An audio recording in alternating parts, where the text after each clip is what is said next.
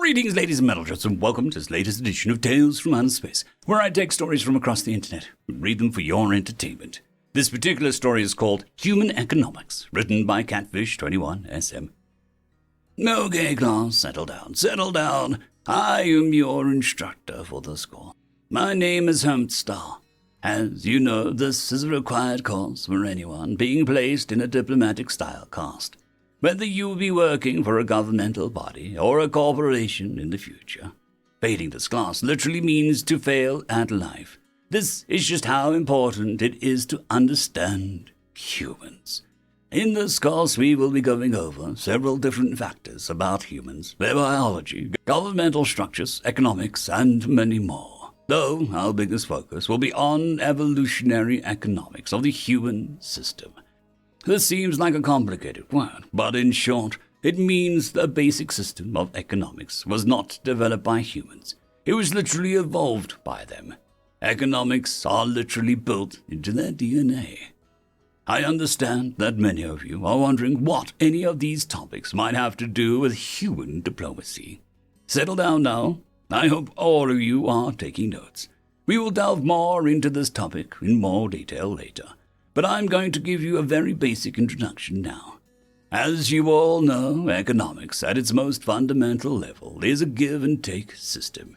You exchange two things of semi-equivalent value. You profit when the thing you exchanged is worth less than the thing that you have received. Let's talk about the first human uprising and how they led the dissolution of the old Federation and the founding of the new one.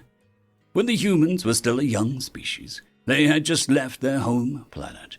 They hadn't even left their home system yet when they were invaded by a member of the old Federation. The humans were easily outmatched and conquered. You may or may not have learned about the invading species yet. The gory Alcohol. Shortly after the humans' enslavement, my species entered the scene, the Ucorolti. At the time, we were in a losing battle against the old Federation. We saw the humans as potential allies, and we saw them fighting back in small batches, even though they had already been captured. Inspired by them, we sent a small aid package to them. We had just lost one of our foundry worlds, so we weren't able to do much.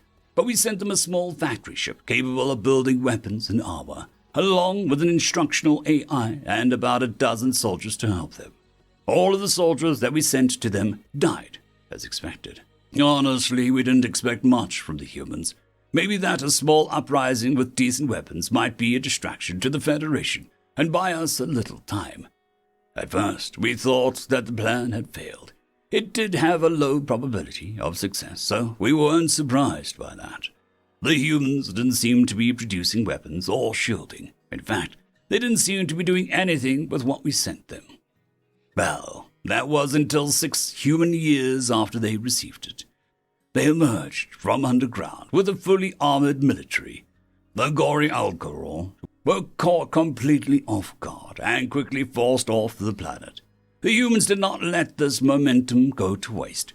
They stole their ships, the same ones that they, as slaves, had been forced to operate and maintain for years now, and expertly chased down the gory Alcohol. Using the stolen ships, the humans continued their onslaught. Now, you may be wondering, how one production ship armed an entire human military? It didn't.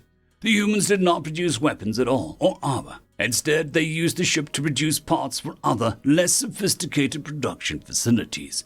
They quietly built those facilities over the course of 5 years at various locations around the globe. Then, for the 6th year, they built weapons and armor from the ships. During that time, they also upgraded the AI and used it to combine our technology with the gory Alcohol's technology, making much better and more efficient weapons and armor. It was during the 20th year of the human rebellion. Our species was finally on its last legs. We had a single planet left. Any strategist class could tell you that coming to our aid would be a terrible strategy for the humans. They already had our tech and improved it. They did not need our population. They were now building automated drones. They had nothing to gain, only to lose from helping us. But out of nowhere, swarms of human ships appeared and drove off the gory Alcohol. When our diplomat class asked the humans why, their response was that they were paying off a debt. Settle down, Klaus. No, they had not come to deliver technology to us. No, they were not speaking of physical debt. Remember I said that economics is built into the human's DNA.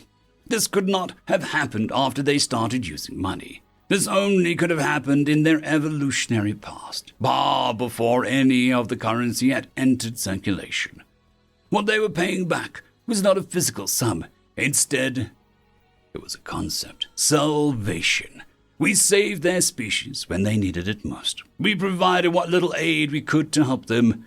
They were now doing the same for us, even if it were strategically disadvantageous to them. And they did not just plan on paying us back the amount that we paid them.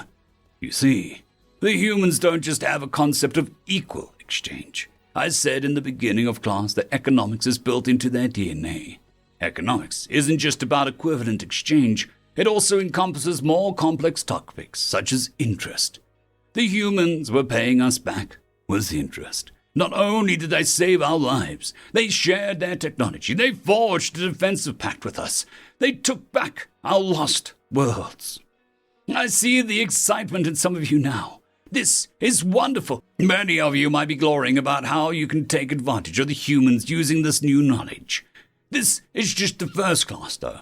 Remember that. I have so much more to teach you. Now, before I allow you to leave my class and make terrible mistakes with your human classmates, how many of you know about the gory alcohol? I see a few hands. Not many. Why might that be? The reason is simple. The human brain does not just process gains, it also processes losses. And it processes these with even greater interest than gains. This is a concept that the humans call revenge. The glory alcohol were extinct now. In fact, at least 7 members of the original Federation are now extinct. Many others have been reduced to underwhelming lumps and forbidden from ever owning a military again. I see some of that excitement turning into fear now. Do not worry. As I mentioned, we'll go much more in depth with these topics later on. This is just a basic introduction to show all of you why this class is so important. The humans are by far the most advanced and powerful species in the Galactic Federation. And the last thing any other species wants to do is incur a social debt against the humans. To incur their vengeance. End of story. Story number 2. Yet another giant gun, written by FarmWitch4275. Why did they do this? It was bad enough they did it the first time I was here. Now they did it again. Only a lot worse this time. A lot worse. Apparently it needs to be galactic law to never, ever leave a human engineer alone for too great a period of time, especially when they have access to a great quantity of resources. Apparently they also learned from the mistakes of their last attempt and made it so that this one can actually do its job effectively, which by itself is both terrifying and also inspiring. No, I take that back. It's just fucking terrifying. I often wonder why the gods created humanity. Was it to test us? Was it to laugh at us? Since I started this commission, I often find myself conflicted with a multitude of emotions. Fear, anger, annoyance, irritation, awe, shock, amazement.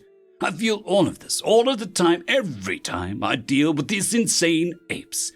I am both thankful a species with such incredible capability is our ally, and infuriated that this is what they do with that capability. I looked at the Navy Admiral next to me. He was just as done as I was this time. Guys, you can't tell me that you seriously have this much extra crap to spare to build these, he said, still holding his head in his hands. Well, yeah, we do. You'd be surprised at what you can do with huge scrapyard. Besides, it's hand-me-down mats from derelicts and ancient ships.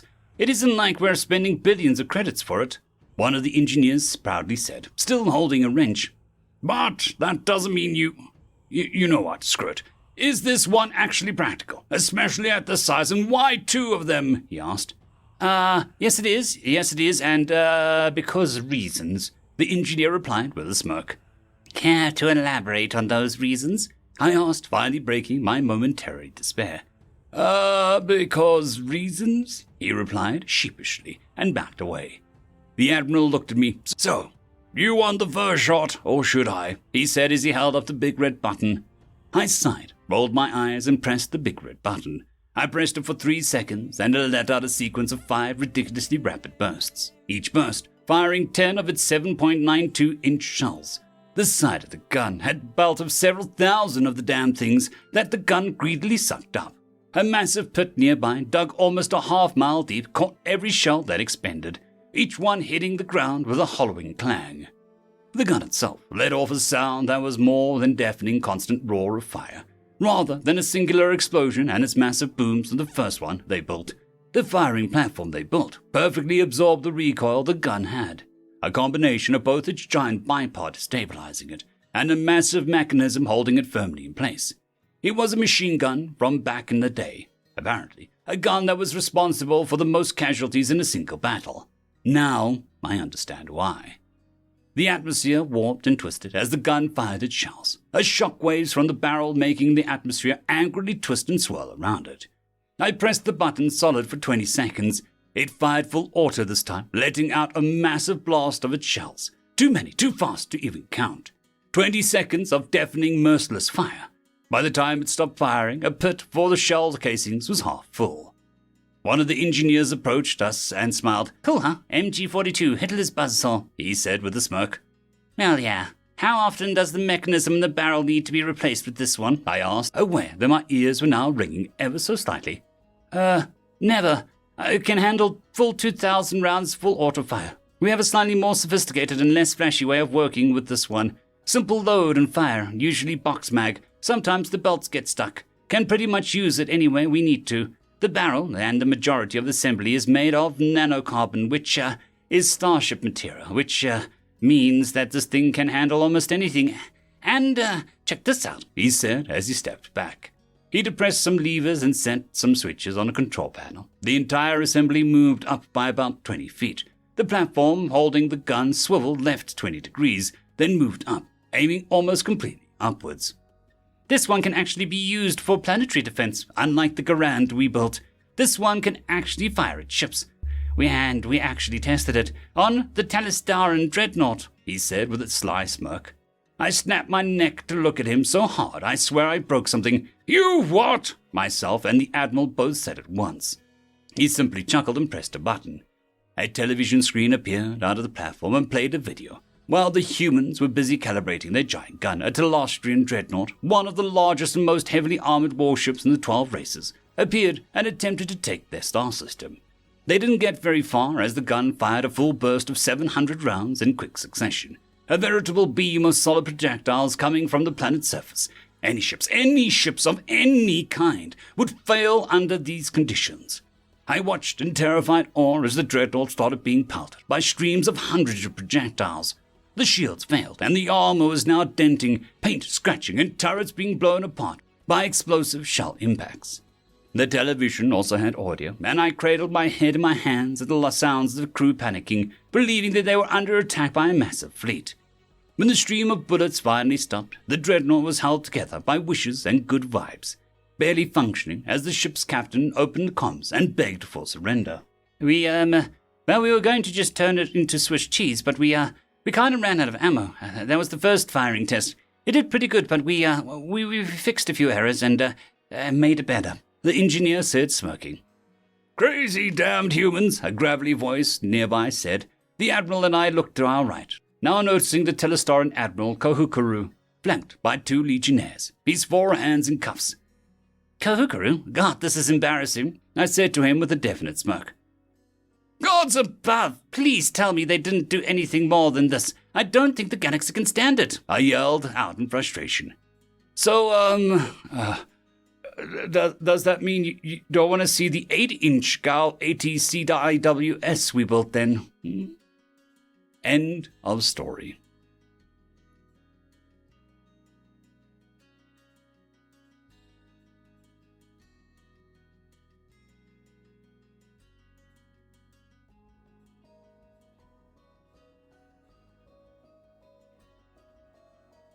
I would just quickly like to thank the T5 peeps: Dragon Soup, Cold War Boomerwaffen, Severin Cerberus, Red Panda 121, Leslie 517, Bushmaster 177, Caspar Arnholt, Cam Maxwell, Sans the Skeleton, Light Jock, Dragzoon WRE, and Lord Asrigal. Thank you very much.